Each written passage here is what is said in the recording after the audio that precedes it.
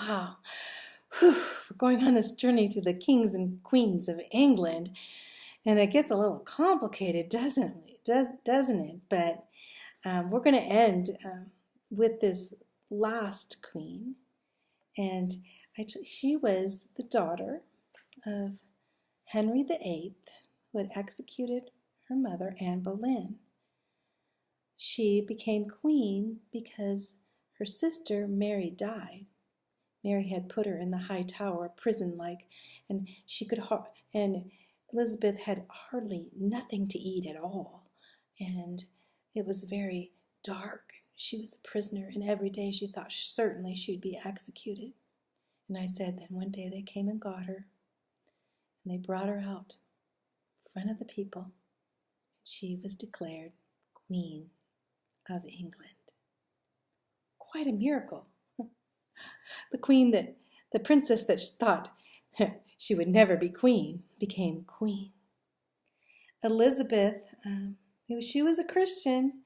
She was a Christian Protestant. She supported Luther and Tyndale and the Bible. She was a strong monarch.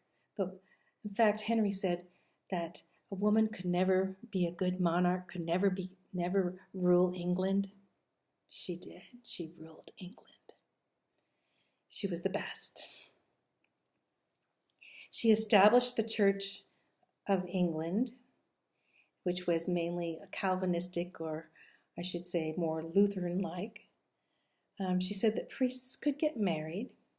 She gave assistance to the Huguenots, who were Christians, and helped the Dutch Protestants conflict with Spain. She encouraged overseas exploration, and she had great explorers that she supported, Sir Francis Drake and Sir Walter Raleigh. And some people say that she did fall in love with Sir Walter Raleigh, but that's speculation, because she said that she would never marry, that she was married to England.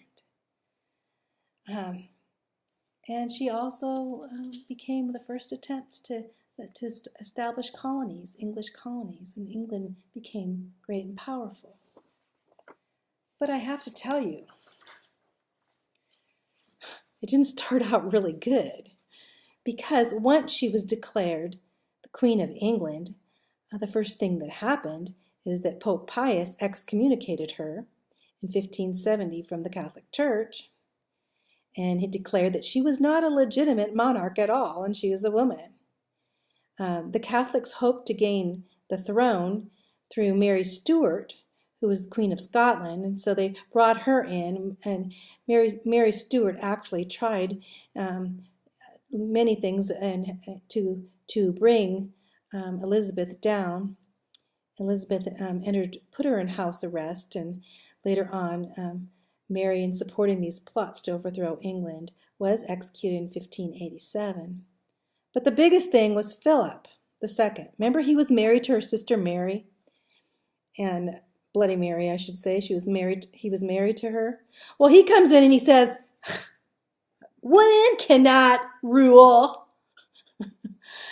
She can't be queen. This is ridiculous. So he proposed to marry her. What do you think she said? Please. No way, no way. She couldn't, I'd rather die than marry Philip II of Spain. He felt rejected. So he went to reassert the Catholic claim to marrying Elizabeth, and now he said, I'm just going to go and conquer England. He knew that he had this great Spanish armada because Spain was rich from all the silver mines and everything. And so he basically had this Spanish armada that was filled with the gold and everything. Once he took over England, he was going to go in and bring all this gold and bring him and say he is the king of England. So as he sent the Spanish armada and the whole Spanish Navy, which was brilliant, amazing, huge ships coming in. And what about Elizabeth? She's like, oh my goodness, what am I going to do? No, she prayed. The country prayed.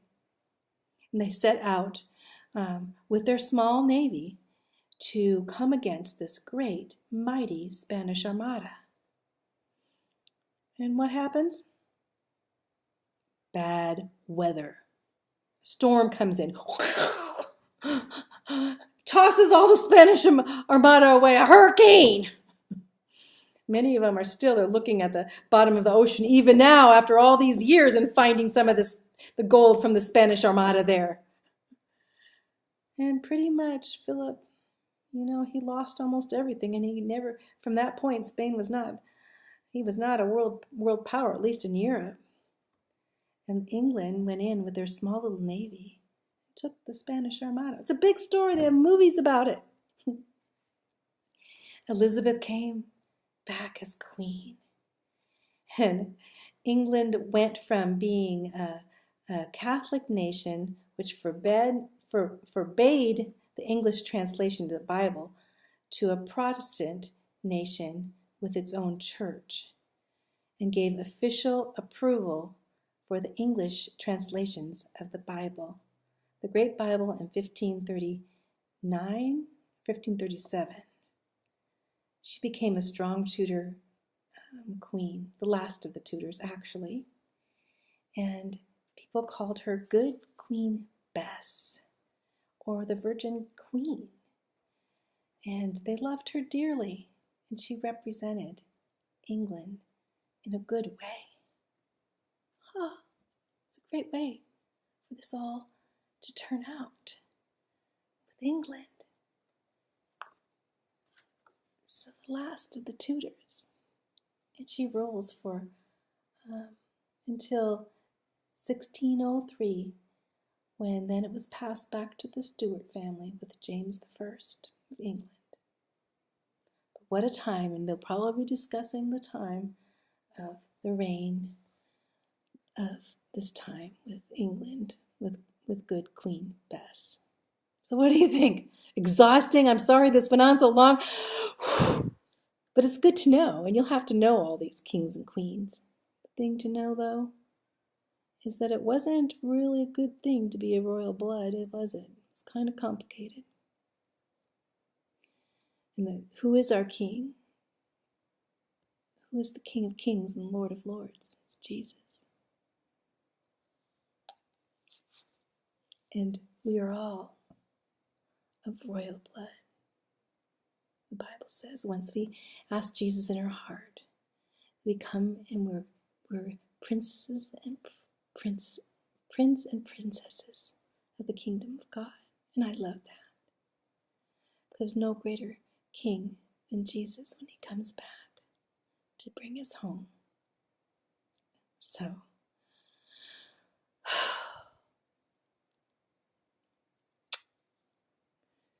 it's good to know. Take a big breath and say, I'm glad that I'm not in the royal bloodline for the King of England after I heard all this. 2 little princes they never found. And all the cousins and all the fighting. Not any good. Mankind tends to make such ugly, terrible mistakes and sin. The heart of man is sinful.